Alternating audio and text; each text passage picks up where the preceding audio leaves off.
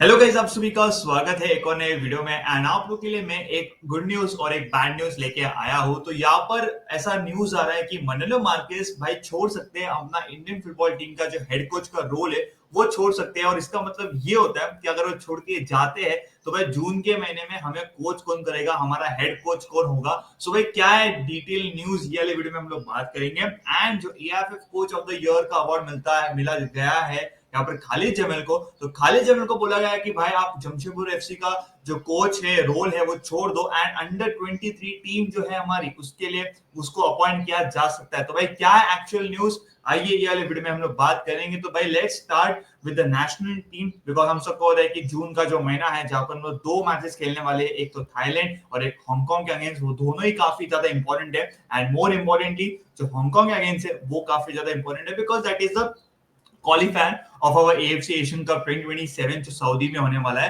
अब जो न्यूज आ रही है हम सबको बताएं कि जो गोवा के साथ जो कॉन्ट्रैक्ट है मनुलो मार्केस का वो एंड हो रहा है ये साल, देखिए ये महीने में एंड हो जाएगा एंड उसके बाद ही वुड बी फ्री। अब वी ऑल नो कि जिस हिसाब से बंदे ने जो किया था काम अगेंस्ट विद एफसी गोवा 2 साल से काफी अच्छा परफॉर्मेंस दिया था एंड उसने खुद यहाँ पर ऐसा कहा है कि जो एफसी का जो बड़ी भले ही टाइटल्स के टर्म्स में ना, भले ही ज्यादा टाइटल्स नहीं रहेंगे उनके पास, लेकिन इन टर्म्स ऑफ ऑर्गेनाइजेशन उनका जो एटमॉस्फेयर है वो काफी ज्यादा अच्छा है एंड आपको सच में अच्छा लगा कि वहां पर काम करने के लिए। एंड वहां पर ऐसा बताया जा रहा है तो उधर की जो एसोसिएशन है जो ऑफिशियल है उनको ऐसा लग रहा है कि हमने हमारा जो कोचिंग रिक्वायरमेंट है, कोचिंग का सर्च था वो हमने बंद कर दिया बिकॉज हमें पता है कि ये हमारे साथ रहने वाला है।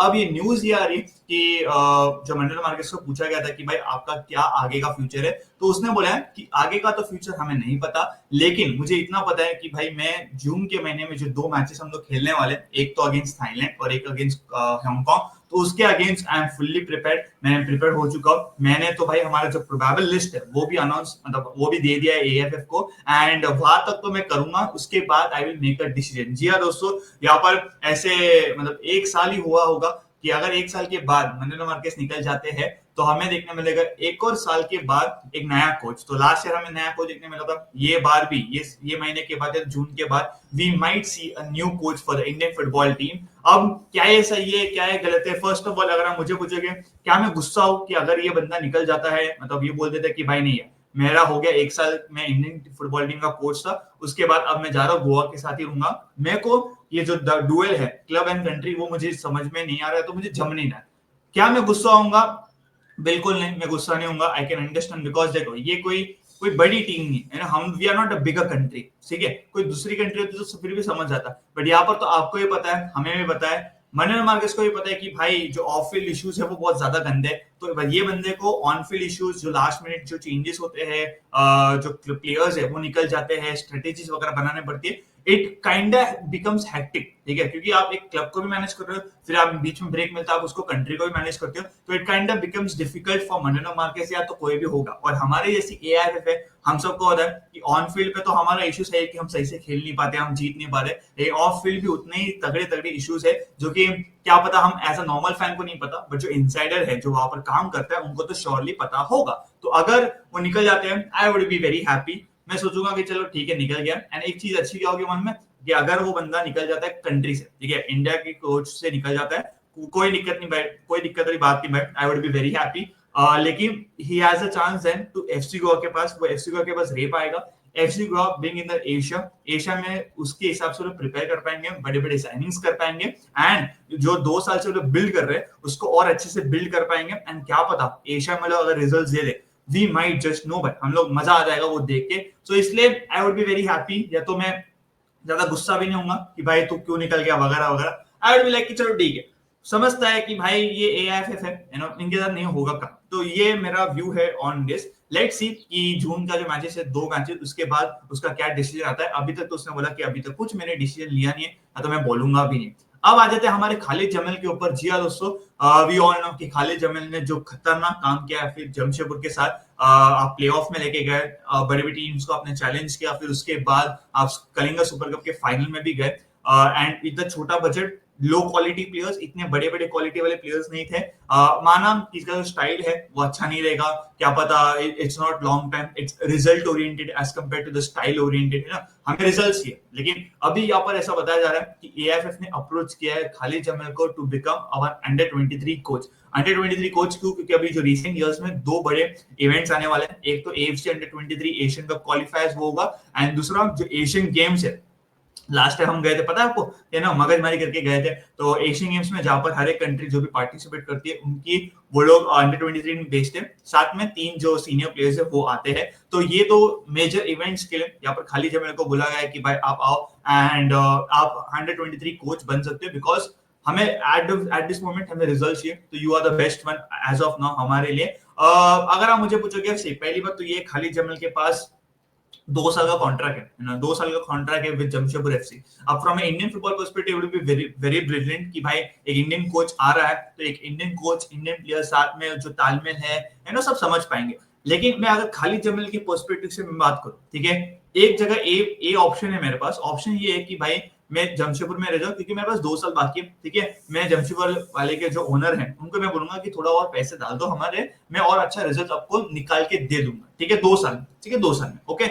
वो एक है। और इससे क्या आएगा आपको कि भाई 2 साल है, मुझे पता है कि 2 साल तक मैं जमशेदपुर के साथ ही रहूंगा। हाँ, माना गंदा रिजल्ट आएगा तो वो अलग बात है, बट एज ऑफ नाउ मेरे पास स्टेबिलिटी रहेगी, है ना। मुझे पता है कि चलो ठीक है, मैं 2 साल के बाद 2 साल से हूँ, 2 साल के लिए हूँ मैं जमशेदपुर एफसी के लिए। आई डोंट हैव कि मुझे ये जगह नहीं जाना है, वो नहीं जगह नहीं जाना है, मेरे पास जॉब स्टेबिलिटी नहीं है। ही हैज अ जॉब स्टेबिलिटी। अब ऑन द अदर हैंड जो बी ऑप्शन है, ठीक है, अगर वो बोल देते कि चलो ठीक है, यस मैं अंडर 23 के लिए मैं रेडी हूँ and I would be there, मैं अंडर 23 के कोच बनने के लिए रेडी हूँ एंड एशियन गेम्स में भी रेडी हूँ। अब ये 2 इवेंट हो चुके हैं।